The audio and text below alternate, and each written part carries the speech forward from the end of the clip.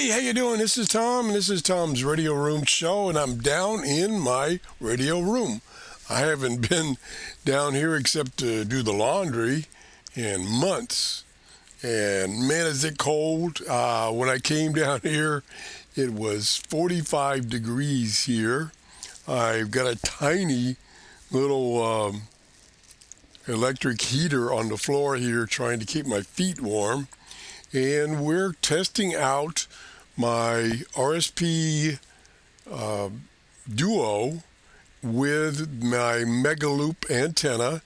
It's about 15 feet in the air, outside, of course.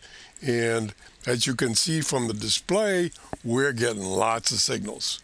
So they're out there. It's just that yesterday when I was trying to receive shortwave in my office using a loop antenna in my office, it just wasn't cutting it. So we're going to do a little scanning here and see how it goes. Here we go. Do a stop here. This is this database for SDR Uno comes from my good friend, longtime supporter, John, who takes the EIB database, which is huge, and it starts, I think, at 100 kilohertz and goes to, I don't know how high it goes, but I'm only interested in like 5 megahertz to 20, well, maybe 30 megahertz. And so he's done that. Also, the original EIB database has multiple entries per frequency. So what John did is he went in and only kept the first entry in each frequency. I have to have that done because if I leave all the entries with multiple entries per frequency, it will take forever to scan. So he's done that for me. So some of the information you see down here about the radio station could be wrong. From the standpoint, it's not the actual radio station I'm hearing right now. It could be that the one that I'm hearing right now was one of the ones he eliminated. So keep that in mind. So here we go. We're going to let it scan here. You can see there's a lot of good signals here. Hopefully, like I say, I haven't used this setup in 3 months, and hopefully I left it in the proper condition. Kind of looks okay. All right, here we go.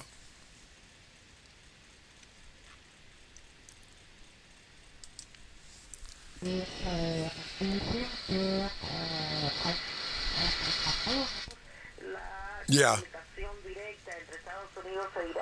That's what this was.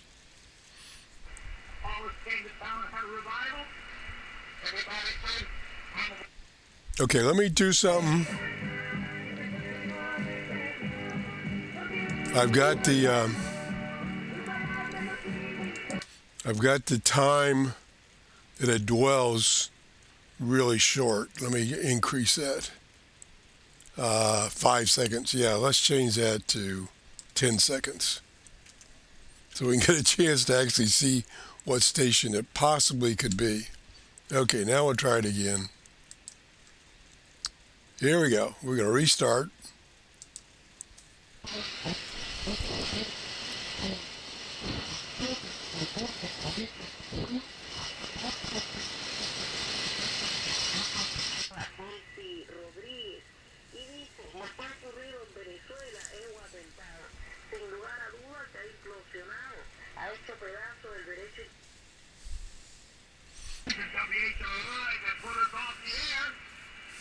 And so I said, go on that station. So he went on. He's on there every night now and taking the time. What a difference. Yeah, we're picking up a lot of stuff.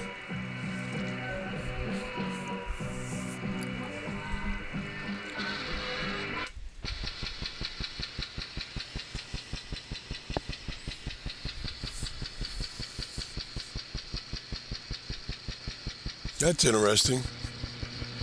Look at this noise here.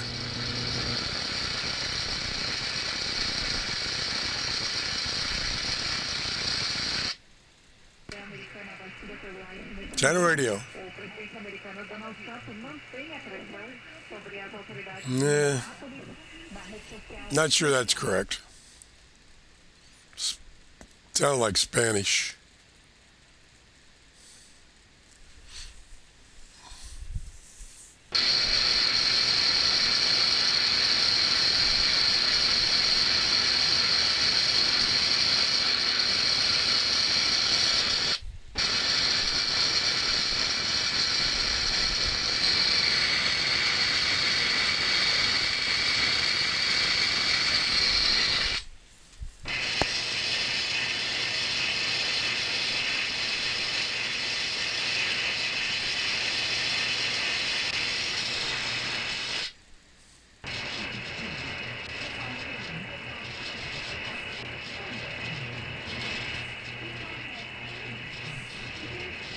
Still not fantastic.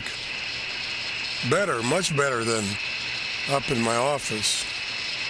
And it's what time is it? It's 5:30 in the morning.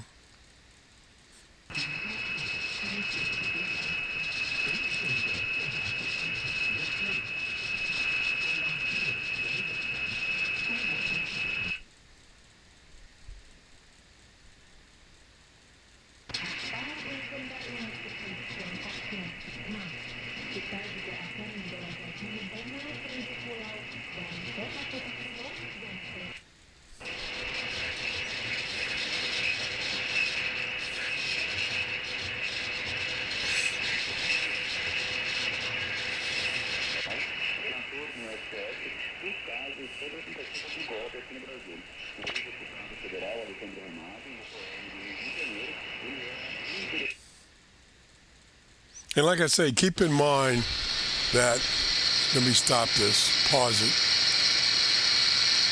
mute it.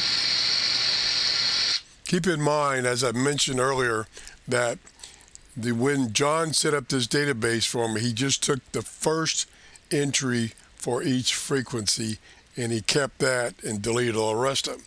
So it could be the one entry he saved is not the one I'm hearing. Keep that in mind.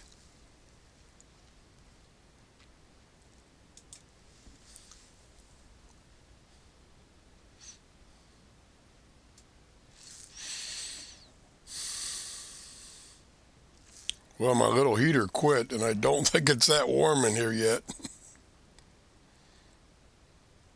That's interesting.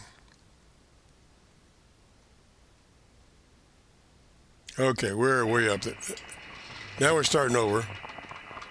There's WWV.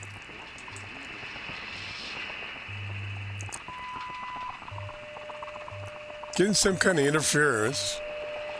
Let me change some parameters here. Now, let me mute this. One of the things I do is I go over and use these presets to select the right options here, or better select them, because so many of them. So let's use 49 meters. Oh, I got to stop it. Okay, 49 meters. Okay, now it's changed some of the presets. I didn't see that it changed that many. And now I'll clear this because now it's only going to scan the 49 meter band. So I'll clear that. I say I'll clear, well, there, I cleared it. Now, did it change it? Yeah, it looks like some signals came up there. Like this one here wasn't there. So that might help. Let me let it scan.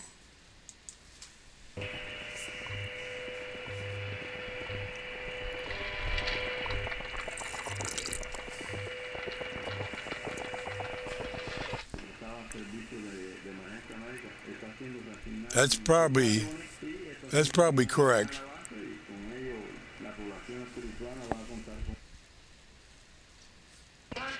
It all been with us once That sounds like it's out of Tennessee. Research if you're a true scientist.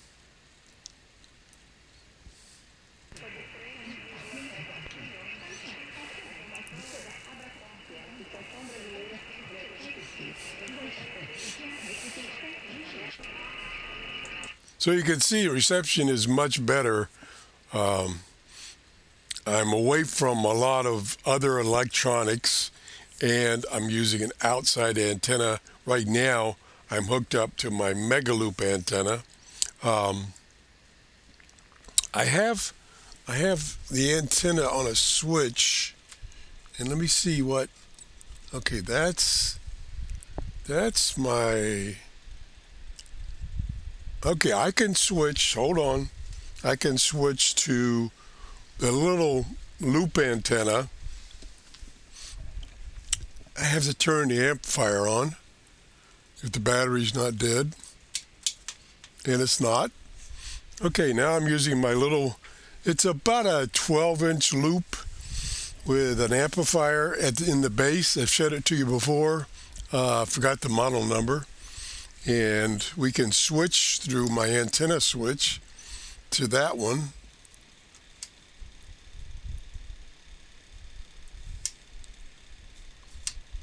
That's it right there. Seems to bring the noise level up. Yeah, and that's because it's in my office. I mean, in my workshop near a fluorescent light that's on. So that didn't help anything. Let me turn that back off. Otherwise, I will forget. If I don't fall down, I really need to get out here and do some serious organization. I can see I haven't been out here for 3 months, and everything is kind of the way I left it the last time I used it. That's about it.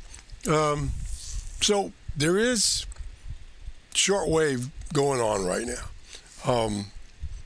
It really depends on your setup. Now, other thing I was trying to do, and I can bring it downstairs, I was also going to show you the performance of a portable shortwave radio. And in particular, maybe the Rectivus TR113, which I mentioned in the previous video that I tried having it scan using its own telescopic antenna in my office, and it received no signals. When it did the scan, it found nothing that it liked. Okay, that's it. If you have any suggestions of future shows, I would appreciate it. I've got 2 other new radios coming from Prunus. I got a gift from Mike. Mike sent me a gift so that I could purchase some radios on Amazon. Thank you, Mike. Thank you for supporting my show.